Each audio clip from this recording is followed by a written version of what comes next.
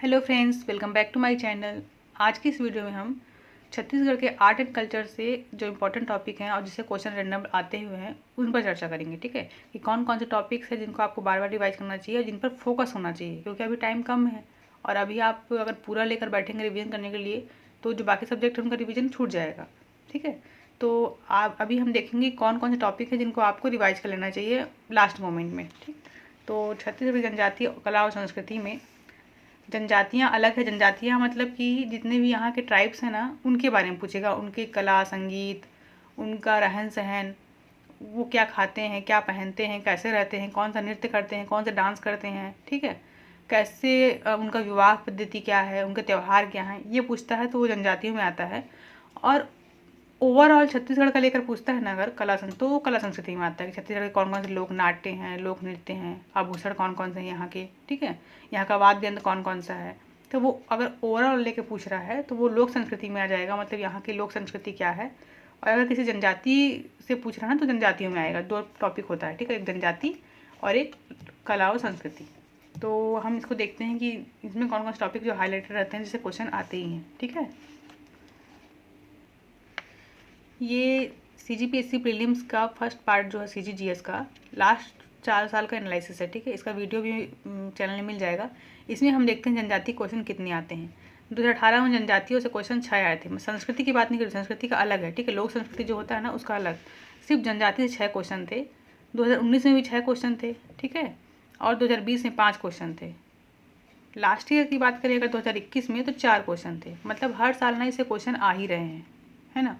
तो इसको अवॉइड नहीं कर सकते। ये छत्तीसगढ़ जीएस जो होता है ना 50 नंबर का, जिससे हम जो इजी पड़ता है हमको, क्योंकि इंडियन जीएस तो पिछले साल का आप देख ही लिए हैं कितना कहीं से भी क्वेश्चन पूछता है भाई। CGDS ही ऐसा जिससे क्वेश्चन वहाँ एग्जाम हॉल में दिखते हैं, तो हम क्यों ना इसको एकदम अच्छे से करके जाएँ। तो जनजातीय क्वेश्चन हमेशा इनका वेटेज ज़्यादा रहता है। 5 से 8 क्वेश्चन इसके रहते ही हैं, ऐसा मान के चलिए एवरेज अगर लिखेंगे तो जनजाति को पढ़ना बहुत ज़रूरी है और बहुत डीप में पढ़ना ज़रूरी है। ठीक है, तो क्वेश्चन कुछ ना कुछ अलग ही आता है।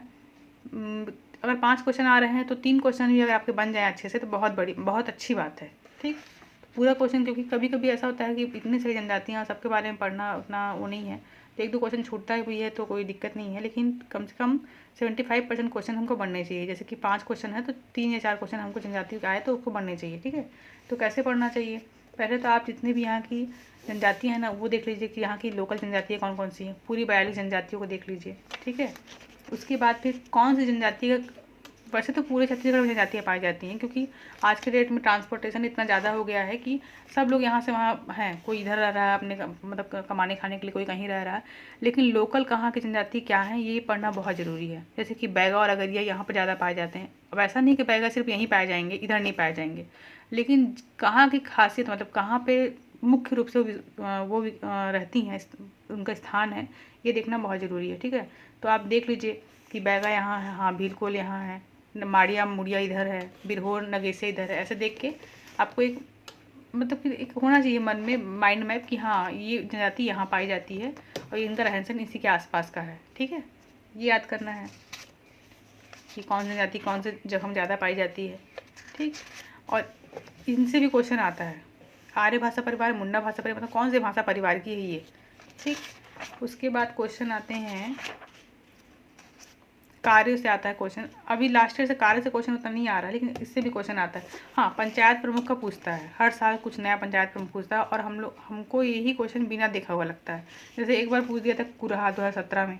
ठीक, तो कुरहा हम कभी सुने ही नहीं थे, वो नहीं बना। उसके आगे हमको पूछ दिया फिर मांडुली, तो ये पूछ सकता है। ठीक है, पंचायत प्रमुख कौन कौन है ये पूछ सकता है।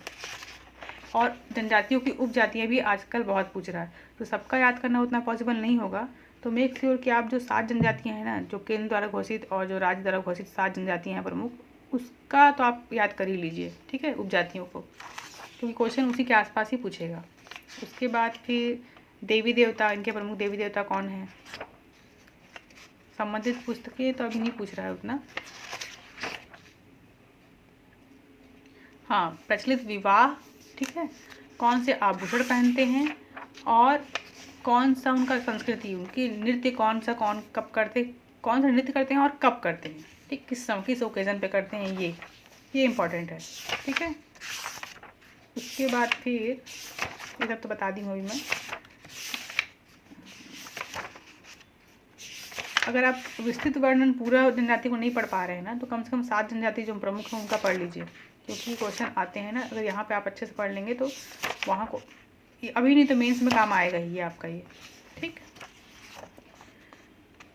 उसके बाद इनका आभूषण सब हो गया, इनका क्या संस्कृति है, युवा गृह क्या है, कौन सा नृत्य कब करते हैं, मतलब लोक संस्कृति पूरा कर लेंगे जनजाति के बारे में।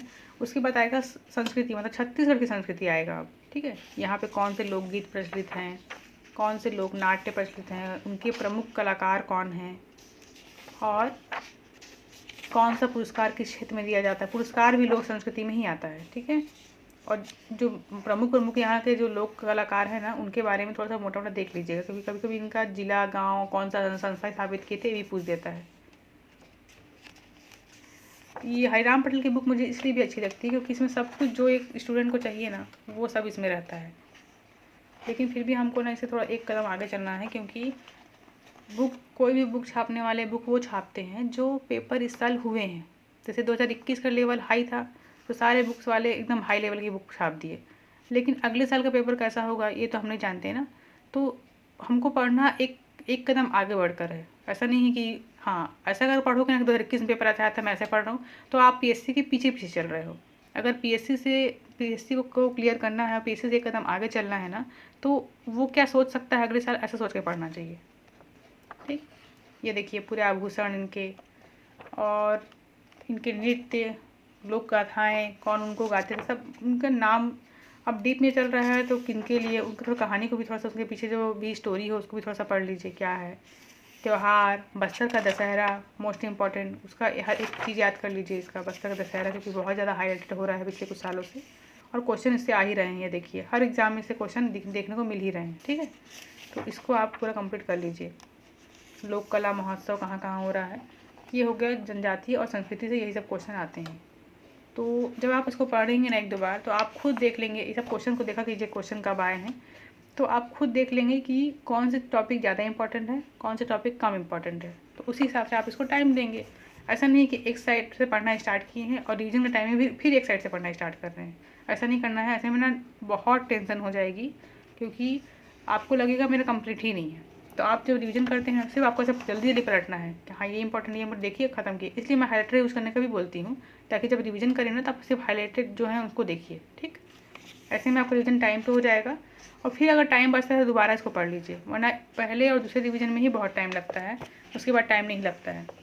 तो अभी इतना ही करिए, इतना काफ़ी। जनजातीय संस्कृति से 4-5 क्वेश्चन पिछले साल आए थे, इस साल हो सकता है 8 क्वेश्चन आ जाएँ, तो इसको बहुत अच्छे से तैयार कीजिए। 8 क्वेश्चन मतलब 16 नंबर का वेटेज मिल जाता है, और पीएससी में तो एक एक नंबर से भी आप इधर आउट और इन हो सकते हैं। तो बहुत ही इंपॉर्टेंट है ये वाला पार्ट, जनजाति और लोक संस्कृति, ठीक है।